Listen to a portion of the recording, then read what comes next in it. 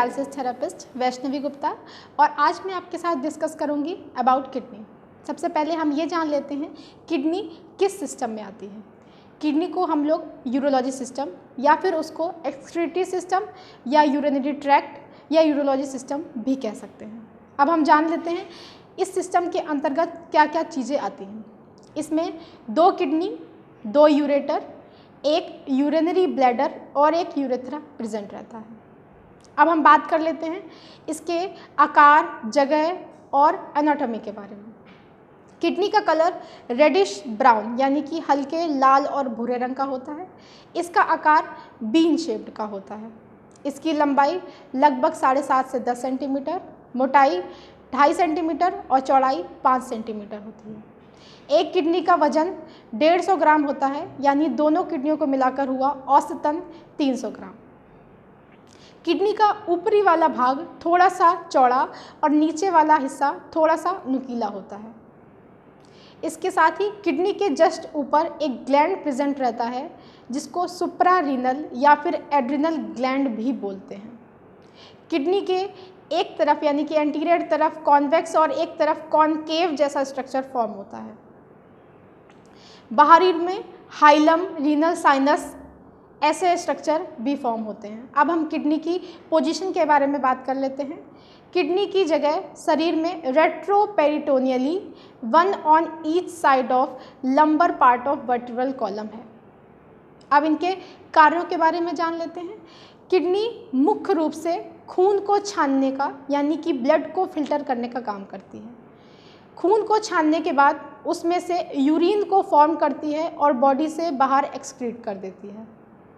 इसके बाद kidney blood pressure को मैनेज का काम करने का काम करती है। रेनिन एंजियोटेंसिन सिस्टम द्वारा ये काम किया जाता है। इसके बाद किडनी पीएच को बैलेंस करने का, पावर ऑफ हाइड्रोजन जो कि एसिडिक नेचर या बेसिक नेचर को बैलेंस करने का काम करती है।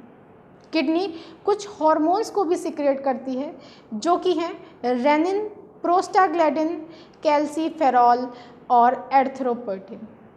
रेनिन एंजियोटेंसिन सिस्टम में काम करता है जो बीपी को बैलेंस करता है, ब्लड प्रेशर को बैलेंस करता है। कैल्सीफेरॉल विटामिन डी की सिंथेसिस में काम करता है। एरिथ्रोपोएटिन एरिथ्रोपोएसिस में मदद करता है। कुछ हार्मोन्स जो अलग अलग ग्रंथियों से निकलते हैं, उन हार्मोन्स को मेटाबोलाइज करना या जो ज़रूरत नहीं है उन्हें एक्सक्रीट करना यूरिन के थ्रू, ये भी किडनी काम करती है। ऑस्मोलैरिटी को मेंटेन करने का काम भी किडनी करती है। कुछ आयंस जैसे कि सोडियम, पोटेशियम और इलेक्ट्रोलाइट को बैलेंस करने का काम भी किडनी द्वारा ही किया जाता है। अब हम किडनी के अंदर क्या क्या चीज़ें हैं इसके बारे में बात कर लेते हैं। किडनी को 2 भाग में डिवाइड किया गया है, कॉर्टेक्स और मेडुला। इसके बाद minor calyx, major calyx, renal, papilla, ये सब चीज़ें भी प्रेजेंट रहती हैं। किडनी में सबसे मुख्य है नेफ्रॉन जो कि इसकी सबसे छोटी इकाई है, structural and functional unit of kidney. एक किडनी में 1 से 2 मिलियन नेफ्रॉन प्रेजेंट होते हैं जो मिलकर किडनी को काम करने में हेल्प करते हैं। उम्र के हिसाब से नेफ्रॉन की संख्या कम होती जाती है।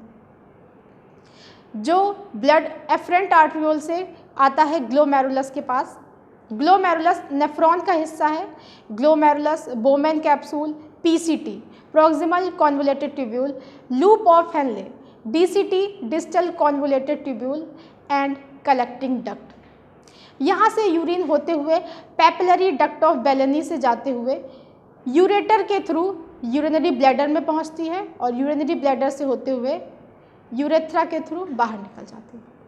अब हम जान लेते हैं यूरेटर क्या है। यूरेटर एक ट्यूब लाइक स्ट्रक्चर है जो कि 25 सेंटीमीटर लंबा होता है। यूरिन किडनी से होते हुए यूरिनरी ब्लैडर में पहुंच जाती है यूरेटर के थ्रू। यूरिनरी ब्लैडर एक मस्कुलर रिजर्वॉयर है, यानी कि मसल्स का बना हुआ यूरिन को इकट्ठा करने के लिए एक ऑर्गन है।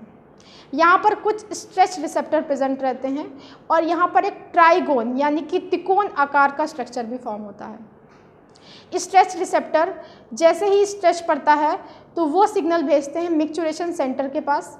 वहाँ से सेंटर वापस आता है और यूरिनेशन, वॉइडिंग जैसे प्रोसीजर स्टार्ट हो जाते हैं। यूरिनरी ब्लैडर की कैपेसिटी लगभग 600 ml होती है, लेकिन 200 से 400 ml यूरिन भरने के बाद सिग्नल ब्रेन के पास पहुंच जाता है।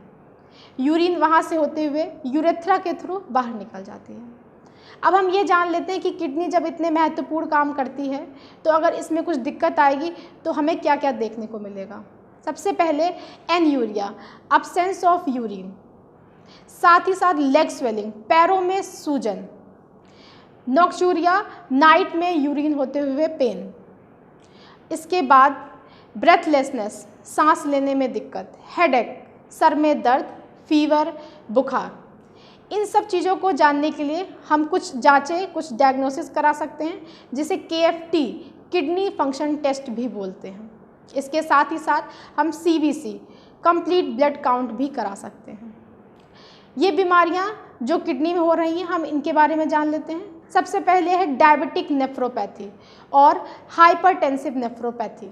दो मुख्य बीमारियां हैं जो किडनी में प्रेजेंट नेफ्रॉन को सबसे ज़्यादा डैमेज करते हैं। इसके बाद UTI, urinary tract infection, urolithiasis, पथरी, ट्यूबुलर इंटरस्टिशियल डिजीज़। इसके बाद ARF, acute renal failure, CRF, chronic renal failure. ARF और CRF ऐसी बीमारियां हैं जो नहीं सही होने पर नेफ्रोलॉजिस्ट डायलिसिस रिकमेंड कर देता है।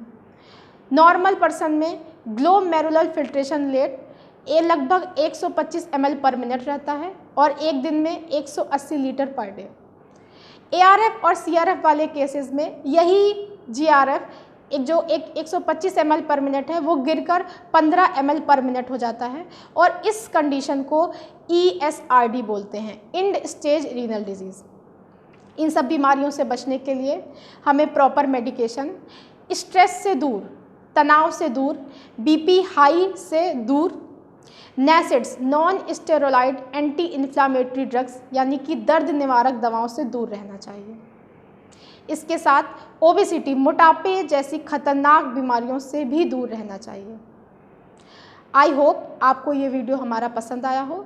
हमारे और वीडियो देखने के लिए आप हमारे चैनल rgcsk.edu को सब्सक्राइब करना ना भूलें। आप हमें ट्विटर, इंस्टाग्राम और फेसबुक पर भी फॉलो कर सकते हैं। Thank you.